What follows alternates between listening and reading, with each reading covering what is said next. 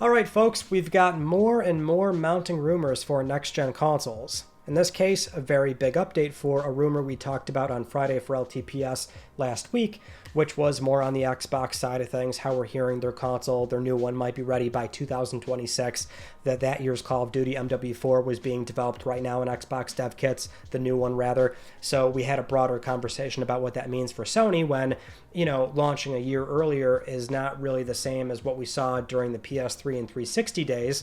So it's like, what does that really mean? Because we'll always talk about the Xbox business and how that relates to PlayStation with big product launches like next gen.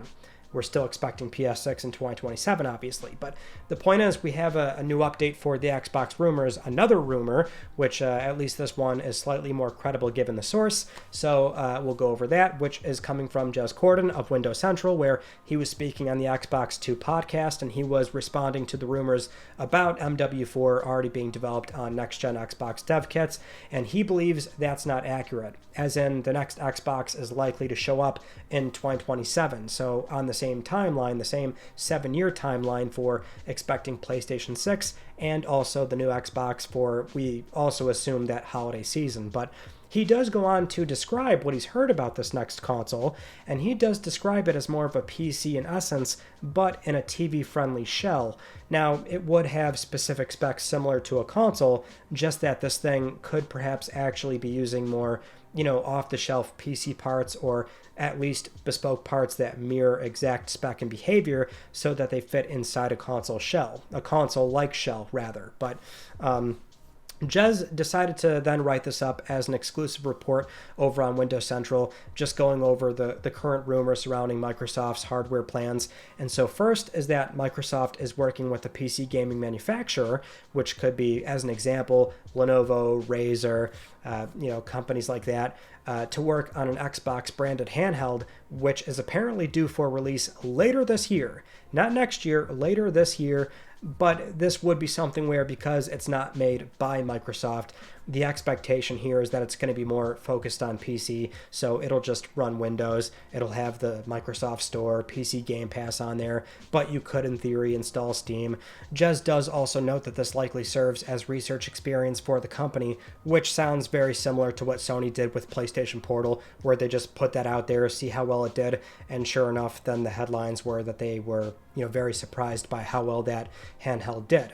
But anyway, as for the next-gen hardware from Microsoft themselves, sources claim that a Series X successor is on the way and their own handheld, and these are both due again in 2027. And these will be closer to Windows than ever before. That's the sort of big reveal here, is that they're going to be very PC in a sense, and they should help studios reduce friction when porting games from the PC environment. And Jez also makes a really great closing point here in that, having so many games right now with Series S versions, that would be able to facilitate easier compatibility and playback on this upcoming handheld and alleviate that porting effort. So they're pretty well positioned, I would say, for that handheld whenever they get around to it. But in theory, we're going to be seeing an Xbox branded one this year. Now, what does that really mean in the grand scheme of things? As he implies, it's going to be more Windows and having PC Game Pass on there. But if you can, safely install Steam, then you've got very much an Xbox-looking handheld that will have access to PlayStation Studio games that were shipped on Steam, obviously. And that's going to be a very weird thing when that happens. It'll be funny to see if Sony does or does not do anything about that, or if they even reasonably can. If it's just a basic, Steam install, like there's no reason why they should be able to, blacklist that. But yeah, that's the thing, right? I mean, that's kind of what we got into with the rumor on Friday, is that how concerned is Sony with what was previously a very close competitor, but now they're just going down a very different path.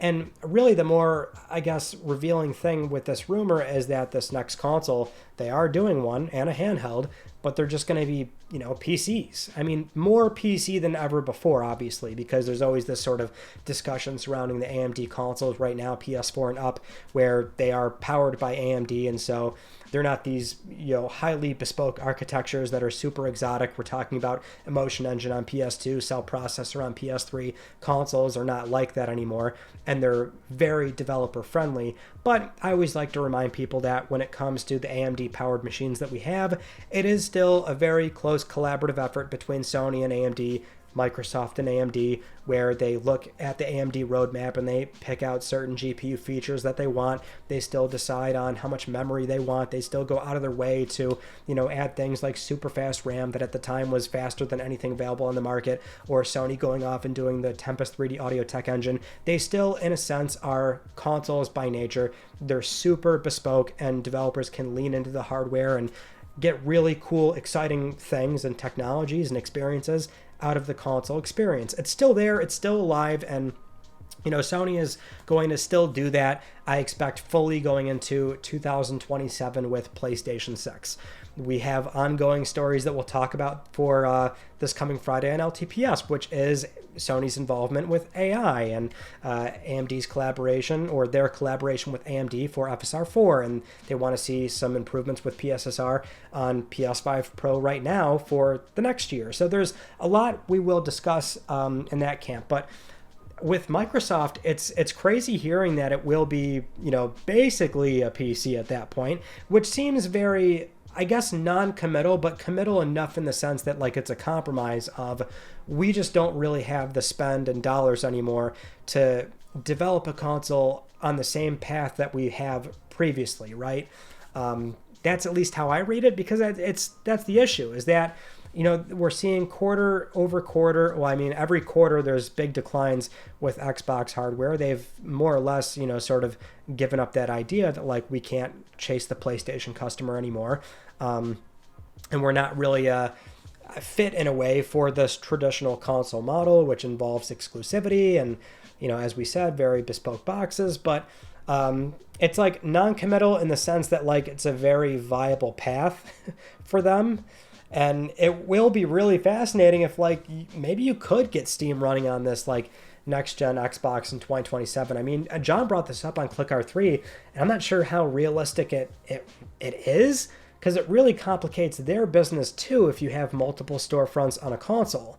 In a way, that's good. I mean, you want multiple storefronts on console. I think it would be great if you had a different store on PlayStation 5 that's not just the PlayStation Store. It's one storefront. It's not exactly consumer friendly. That's why Sony gets hit with lawsuits constantly about pricing on the PlayStation Store, not having retail cards available. That's the core fundamental issue. It is consumer friendly, but what does Steam really get out of that? And that doesn't really help Microsoft's bottom line with selling software when they're now competing with a different storefront. It's not in their best interest. But there's that angle to consider. Then there's the handhelds, which I guess, if anything, it's a little bit more even. Microsoft does appear to be very well positioned because they do have Series S versions going for them. Sony can still, try to do PS4 local play on a handheld by 2027, which could be somewhat achievable. But obviously, the PlayStation 5 stuff, that will have to be a pretty big SDK update to make sure that games have executables that run on the handheld, since we're going to be seeing primarily only PS5 native software definitely by 2026 and 27. And well, then there's PlayStation 6, which complicates matters even more. But the whole next gen discussion is super fascinating. I love this stuff. And these two companies have not, they're going down such different roads, but I'm actually at least glad that we will still have two high-end options in 2027. Sony still should never be complacent. Their idea is always, whether it's a direct competitor like Microsoft, well, what was previously a direct competitor, whether it's that, a more complementary adjacent gaming device like Nintendo or Steam or Netflix or Hulu, entertainment, iPhone games, it doesn't matter what it is. Sony always considers all that stuff competition broadly if that stuff keeps people off PlayStation. So in theory, they're not going to get complacent, and they'll still be pretty aggressive, and they'll still probably do the traditional console model. But we'll see how that all shakes out. We've got rumors coming up every week or so now for either PS6 or the next Xbox. So we are really starting to get into the full swing of things, and we'll be following it all very closely. But that wraps up this conversation. Thank you so much for watching, and I will see you all in my next video. You take it easy.